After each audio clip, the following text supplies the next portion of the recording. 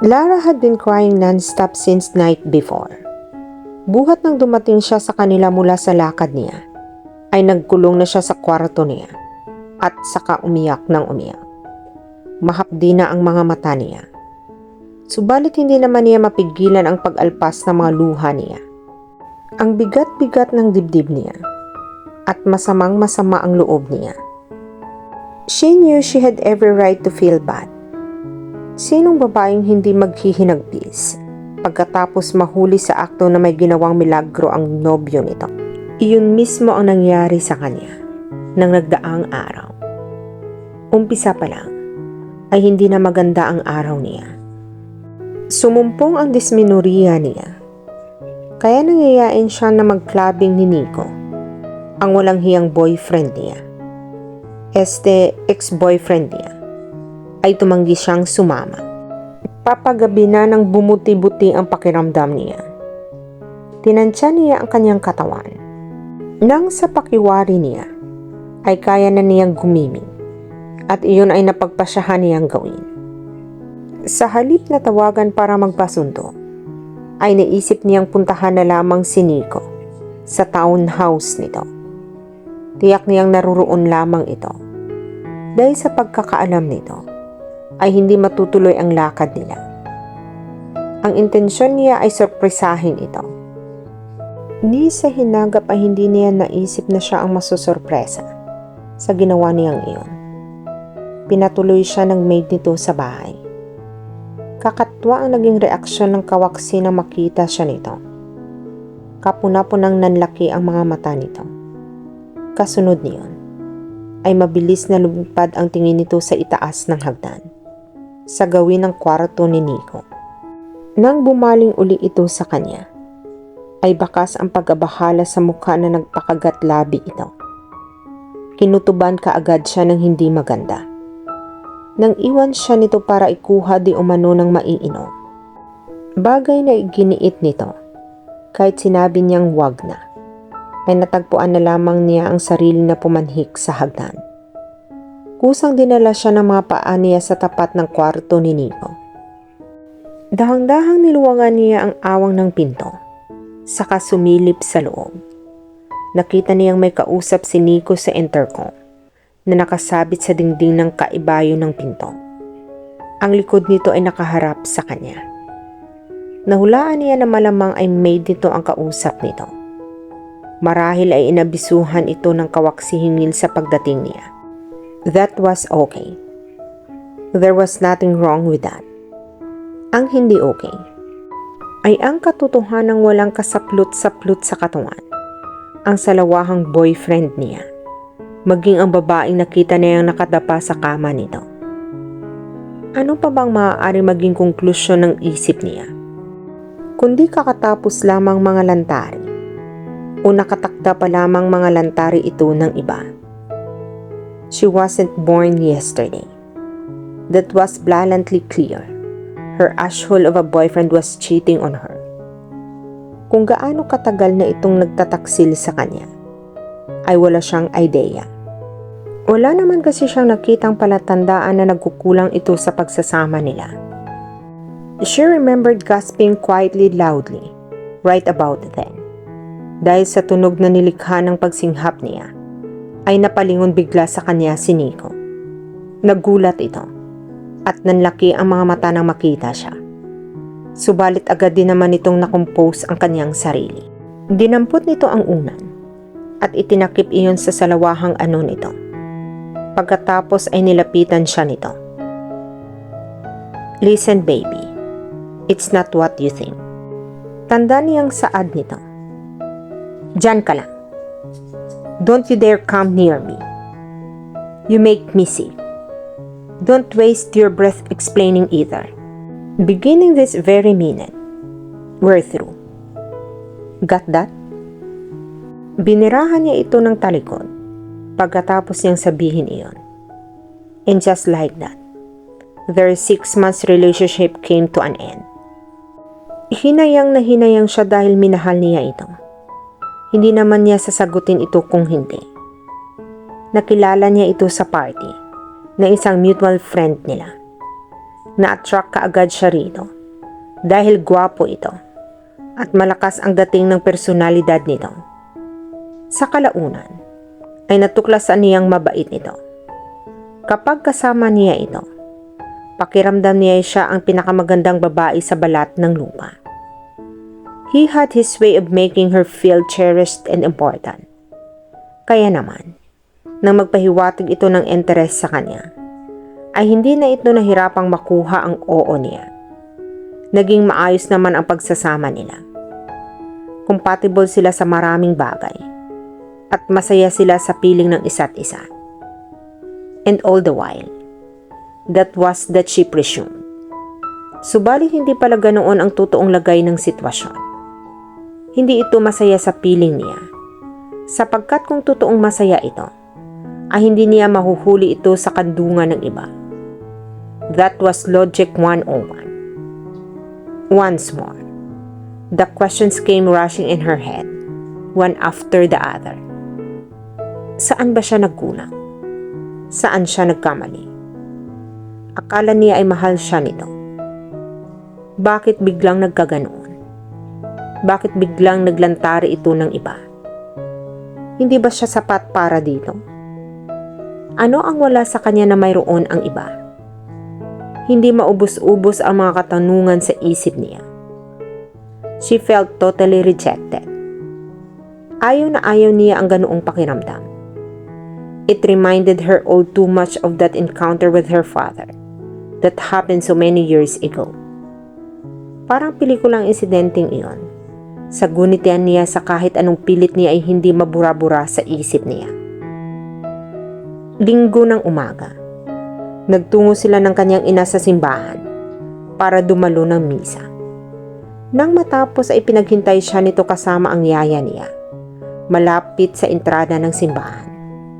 Masyadong mainit ang sikat ng araw, kaya ito na lamang ang nagbalik sa parking area para kunin ang kotse nila. Habang naghihintay roon, ay laking galak niya nang matamaan niya ang kanyang ama sa di kalayuan. Ilang araw na rin itong hindi umuuwi sa bahay nila, kaya ganoon na lamang ang tuwang niya na naramdaman. Her father traveled a lot on business, or so they had her believe. Sa labis na kasabikan, ay hindi na siya napigilan ng yaya niya nang takbuhin niya ang kinaroroonan nito. Mayat maya ang pagtawag niya rito ng daddy, pero kahit anong lakas ng pagsigaw ng gawin niya, ay tila hindi siya naririnig nito. Nang hustong makalapit na siya rito, ay otomatikong itinaas niya ang kanyang magkabilang bisig. Tanda na nais niyang magpabuhat dito. Nakagawian na niyang gawin iyon tuwing sumasalubong siya rito. Hindi gumuhit sa inaasahan niyang masayang ngiti sa mga labi nito. Sa halip, ay nanatiling blanko ang ekspresyon ng mukha nito. Sa labi sa pinagtakha niya iyon, ganoon din ang hindi siya binuhat nito, tulad ng parating ginagawa nito. Gayon pa man, ay hindi siya nawala ng loob. Ipinulupot niyang maiksing bisig niya sa hita nito. I missed you, Daddy. Malambing na tura niya. Nabigla siya sa sunod na ginawa nito. Dahang-dahang kinalas nito ang mga braso niyang nakakapit dito. Saka umatras palayo sa kanya. Nalito siya. Nagguluhan. At oo, nasaktan. Bakit ganoon ang iginawi ng kanyang ama? Tatanungin pa lamang sana niya ito. Subalit may nauna nang nagsalita kaysa sa kanya. Who's Shihan? Tanong ng babaeng noon lamang niya napansing katabi pala ng kanyang ama. Bumaling siya sa pinagmula ng tinig. Isang matangkad na babae ang kanyang nakita. Ang isang kamay nito ay nakapatong sa pink stroller na nasa tabi nito. Gusto sana niyang silipin ang baby.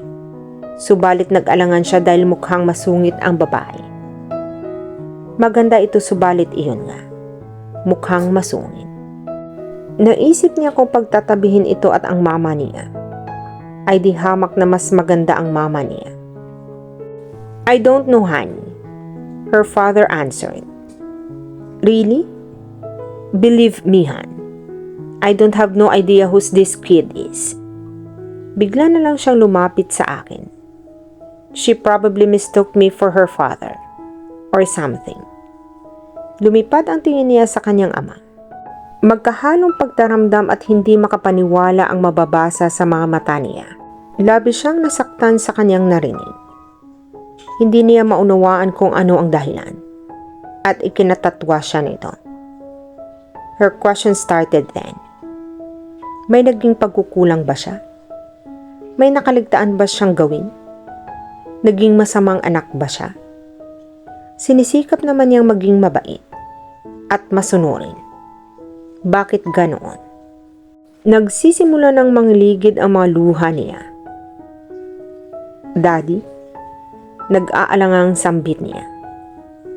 I'm sorry but I'm not your daddy, little girl. Hindi ito makatingin sa kanya ng tuwid habang nagsasalita ito. Nakamaang lamang siya rito. Litong-lito siya nang hindi malaman kung ano ang iisipin. Hindi niya matanggap na ikinaila siya ng sariling ama. Nasaan ba ang mga kasama mo? Bakit mag-isa ka lang? Pagkakuhan ay tanong nito. Itinuro niya ang direksyon kung saan nakatayo ang yaya niya. Tila na estatwa ito sa di kalayuan at hindi ganap na makalapit sa kanila. Tinawag nito ang yaya niya at bahagya lamang niyang narinig ang naging palitan ng mga ito. Kapag kuwan ay kinuha ng yaya niya ang kamay niya at hinila siya palayo sa daddy niya. Noong bumaling sa kasama nitong babae ang ama niya at saka umakbay. Come on, Han. Let's go inside. Baka maubusan na tayo ng mauupuan. Nakasunod sa palayong figura ng kanyang ama ang mga mata niya hanggang sa tuluyan na itong maglaho sa paningin niya. She remembered she had just turned 4 when the church incident happened. 22 na siya ngayon. Ibig sabihin ay 18 taon na ang lumipas. Buhat ng maganap ang pangyayaring iyon. Subalit ang sugat na nilikha ng pagtatwa sa kanya ng kanyang ama ay hindi pa rin lubusan na naghihilom. Nang tumuntun siya ng hustong edad, ay saka lamang ipinaliwanag sa kanya ng kanyang ina ang relasyon nito at ng kanyang ama. It turned out that she was a legitimate daughter of her father. Kilalang business tycoon ang kanyang ama. Kilala rin ito bilang better half ng socialite na si Teodora Lopez. From day one, her mother knew that her father was a married man. Gayunpaman, ay sumigi pa rin ito at nakipagrelasyon sa kanyang ama. Sa kabila ng kaalamang isang pamilyadong lalaki ito, ang tanging katwirang ibinigay nito sa kanya ay mahal na mahal daw kasi nito ang kanyang ama. Buhat na magkausap sila ng masinsinan ng kanyang ina, ay naging malinaw sa kanya ang lahat. Kaya pala siya ikinaila ng kanyang ama noon. Sa simbahan ay dahil kasama nito ang asawa nito. Ayon sa kanyang ina, walang kaalam-alam ang babae na mayroong kinakasama at may anak sa iba ang kanyang ama. Her shrink believed that betrayal, that rejection done by her father years ago, was to blame for why she was the way she was today. Ang sabi pa nito, maituturing na defining moment daw ng pagkatao niya ang insidenteng iyon. She regularly saw a shrink and she started real young. Ilang taon na rin siyang nagpapatherapy. Nagkaroon kasi siya sa face ng bata siya, kung saan naging malungkutin siya. Labis na nag-alala ang mama niya, kaya dinala siya nito sa isang child psychologist. Mula noon, ay naging regular na ang mga therapy at counseling sessions niya. Those early visits helped her a lot. She now understood herself better. She had learned to accept the fact that she was one very insecure person. Lagi siya naghahangad ng validation mula sa ibang tao. Noong bata-bata pa siya, approval mula sa mga kaibigan, teachers, at kaeskwela niya ang hinahanap niya. Nang magdalaga naman siya, mula sa mga nagiging nobyo niya. She had quite a number of boyfriends over the years. Dahilan kaya nagkaroon siya ng hindi magandang reputasyon sa crowd na kinabibilangan niya. Hindi lingid sa kaalaman niya. Cheap at easy ang bansag sa kanya ng ilang mga so-called friends niya kapag nakatalikod na siya. Siguro nga ay tama ang mga ito. Kung susumahin kasi ay panlabing-4 na boyfriend na niya si Nico. She was just 22. Maaga kasi siya nagsimula. 12 taong gulang lamang siya noong una siyang nagka-boyfriend. Sa umpisa, ay may ituring na pa-cutie-cutie lamang ang mga relasyon niya. Kumbaga, ay laro-laro lamang. Nag-umpisa lamang siyang magseryoso noong 17 taong gulang na siya. Nag-uumapaw ang pag-ibig niya para sa nobyo niya, na ang pangalan noon ay si Kurt. Hindi naman niya malaman kung ano ang nagustuhan niya rito. Arugante ito. May pagkayabang. Hindi thoughtful. At walang pakialam sa iba. Ang tanging mahalaga lamang dito ay ang sarili nito. Still, she fell for him. Hard. Masasabing nahibang siya rito. She followed him around almost everywhere. Hindi siya matahimik kapag hindi niya alam kung saan ito naroroon. Para talaga siyang na-obsess dito. Ibinigay niya rito ang lahat-lahat niya. Pero sa huli, ay pinaiyak lamang siya nito. Simple lang ang mga naging dahilan nito, kaya nakipaghiwalay ito sa kanya. Hayagang sinabi nito na sawa na ito sa kanya, at gusto nito ng iba naman. Tanda niyang drum-drum ang iniluha niya nang makipaghiwalay ito sa kanya.